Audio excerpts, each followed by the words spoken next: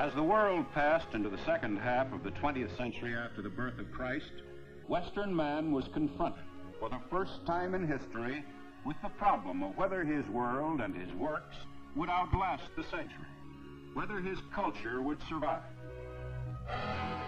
Beyond the dreams of his ancestors, modern man has molded the earth to his liking. Proud of his vast creative ability, he can boast of the grandeur of his achievement and admire the scope of his own imagination.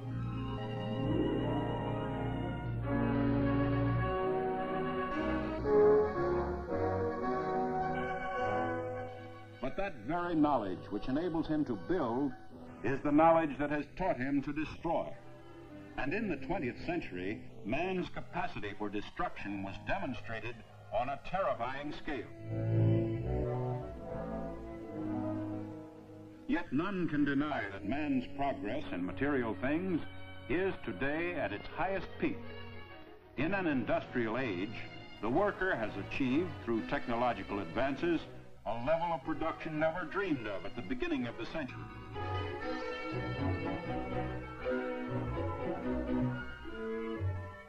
Industrial designers and architects promise modern man a life of smooth efficiency.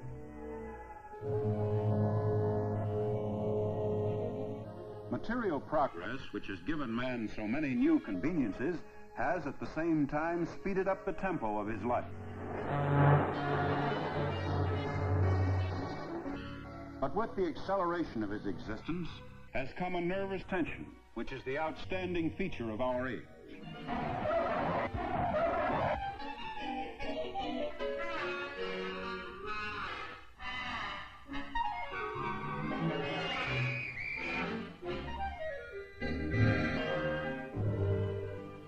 Dissatisfaction and boredom with the daily routines of life are increasingly apparent.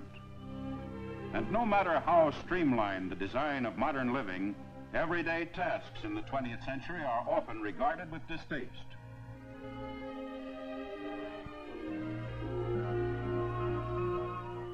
In this age of tension, man is assiduous and eager in his search for relaxation. Too often, unhappy with himself, he drifts into easy avenues of escape.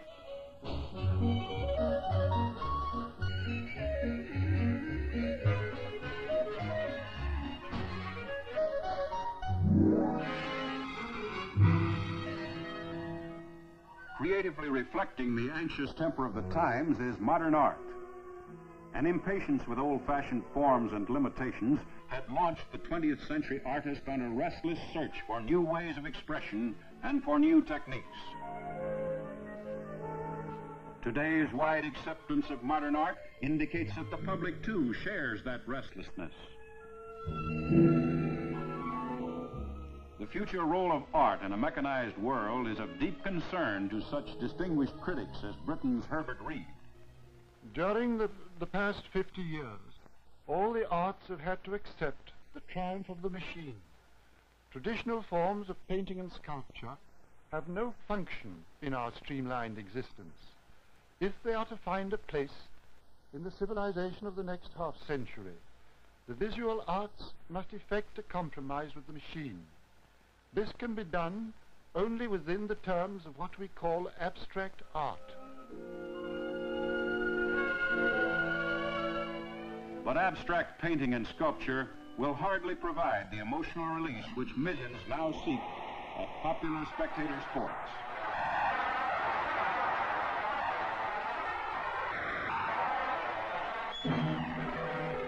The tension of the mid-century is epitomized by its music.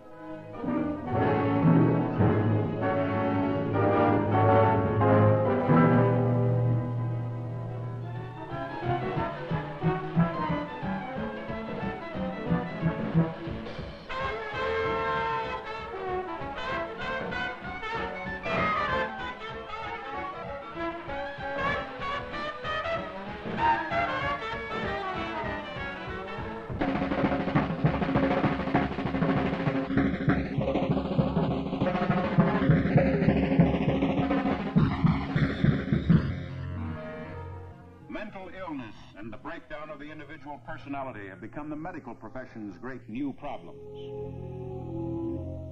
Multiplied and magnified, the insecurity of modern man has been tragically demonstrated in the catastrophe of total war.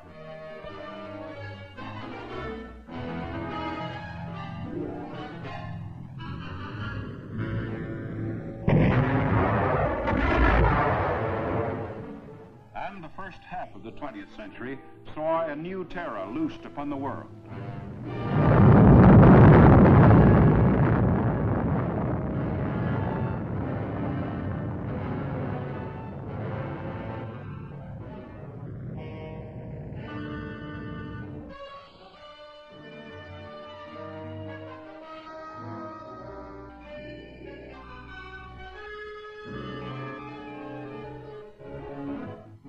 Dominating one half of the world, communism stands solidly opposed to the Western concept of democracy. With over 750 million people under communist rule, nearly one-third of the population of the earth, Soviet Russia holds a commanding position in the future destiny of the world. Since World War II, communism by force and by propaganda has extended its frontiers into the heart of Europe.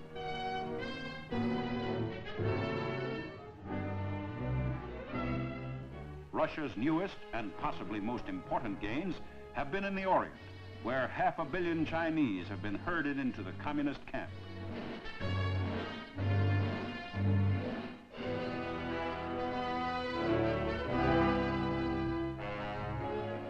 Across the world, the Western democracies, led by the United States, oppose the communist drive for world power. Marshall Plan aid has been of enormous assistance in rebuilding the free nations of Europe and has started them on the way toward economic union. In addition to fostering economic cooperation throughout Western Europe, the United States has joined with 11 nations in the Atlantic sphere in a new defensive pact against outside aggression.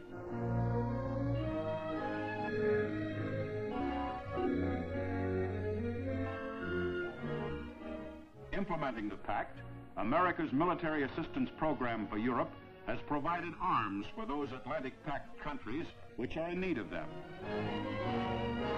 For the possibility of actual war must always be in the minds of men like the chairman of the Joint Chiefs of Staff, General Omar Bradley. Well, how a future war will be fought depends on when it is started. Begun tomorrow, it'll be much like World War II. But 10 years from now, war could only be more destructive than the last.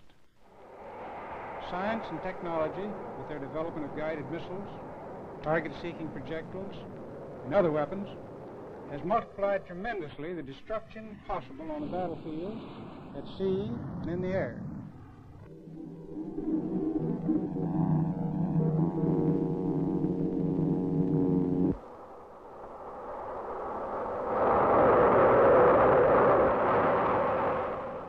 This very scientific progress in weapons may be the ultimate deterrent to any future war.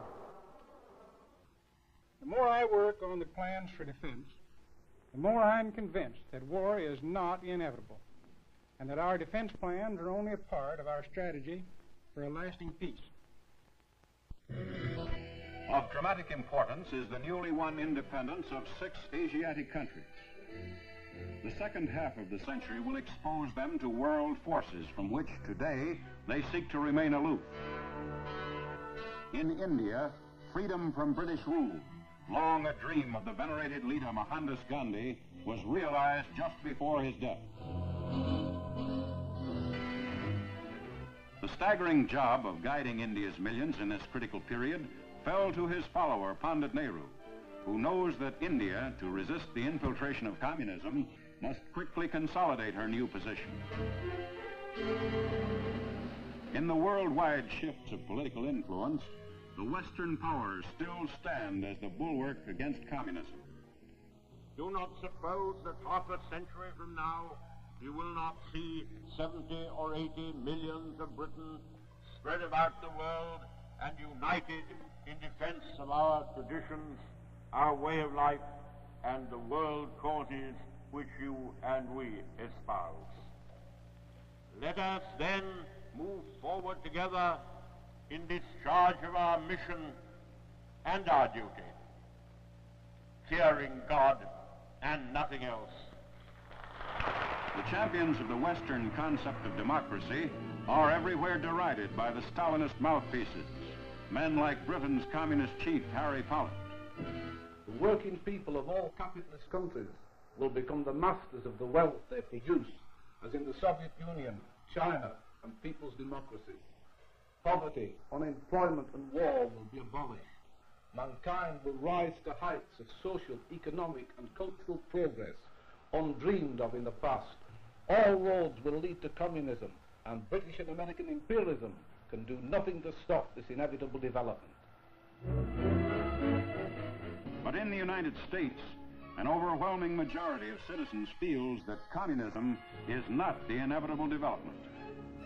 Free enterprise and capitalism, which the communists despise, have given the American worker the highest standard of living in the world. That the answer to the future lies in correcting the faults of our own political and economic system is the ardent belief of such trade unionists as the CIO's aggressive Walter Reuther. Democracy's most challenging problem is to find a way to translate technical progress into human progress and prove that men can enjoy economic security without sacrificing their political freedom. The communist masters in the Kremlin offer the promise of economic security at the price of political and spiritual enslavement.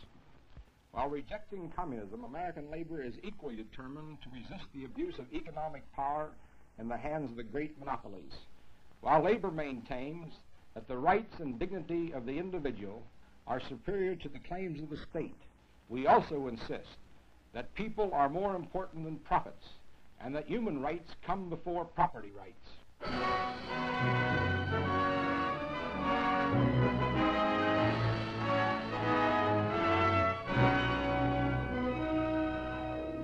Man's more intimate knowledge of space and time in relation to the universe is constantly extending the limitless horizons of science.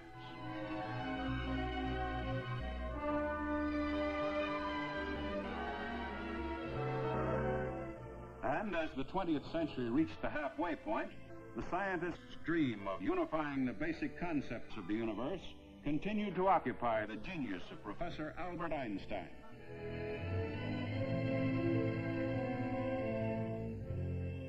More than any other group of individuals, the world's great scientists, like physicist J. Robert Oppenheimer, realized the grave responsibilities of our new knowledge.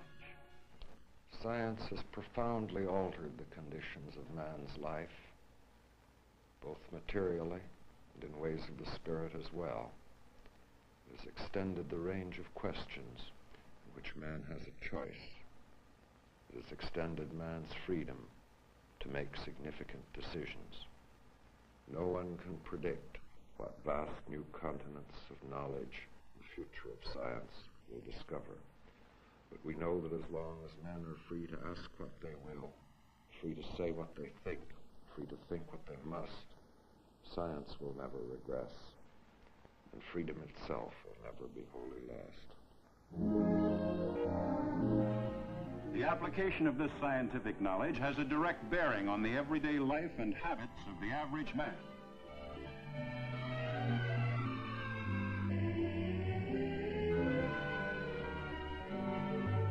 How science will shape his future, and how modern industry can bring nations and individuals ever closer together, is revealed by RCA's chairman, David Sarno.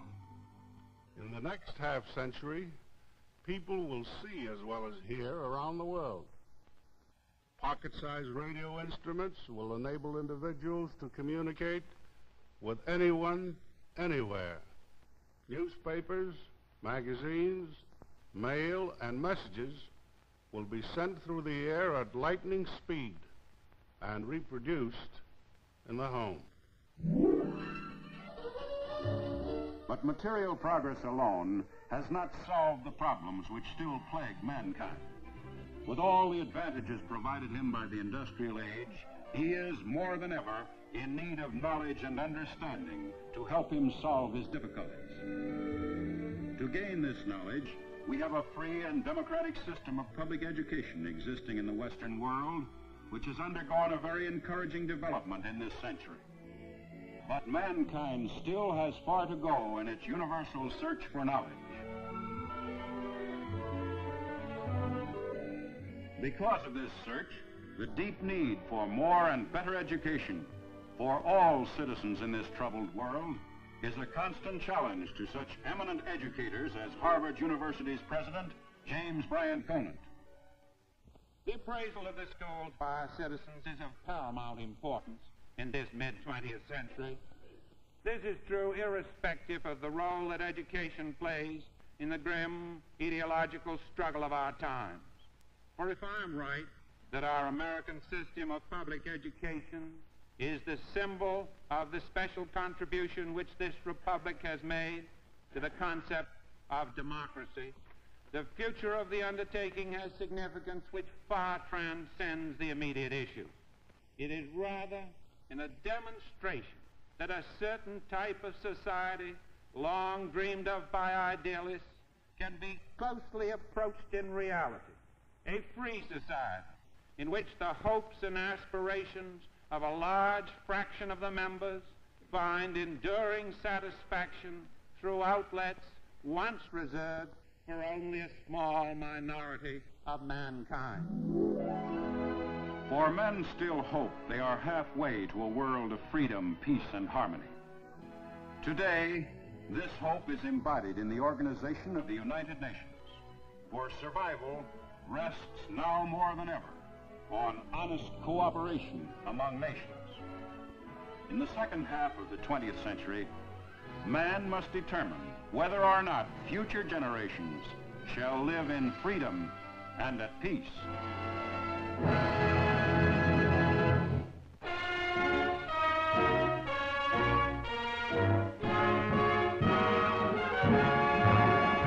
And in the 20th century, man's capacity for destruction was demonstrated on a terrifying scale.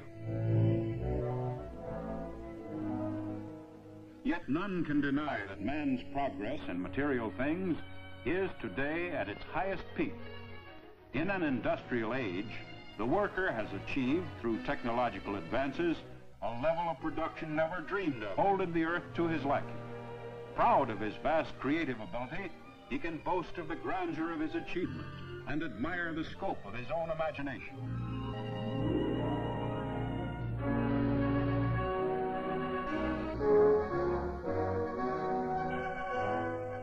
But that very knowledge which enables him to build is the knowledge that has taught him to destroy at the beginning of the century.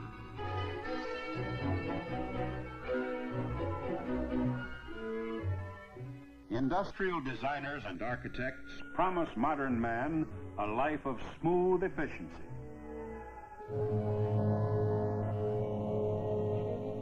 Material progress, which has given man so many new conveniences, has at the same time speeded up the tempo of his life. But with the acceleration of his existence has come a nervous tension, which is the outstanding feature of our age.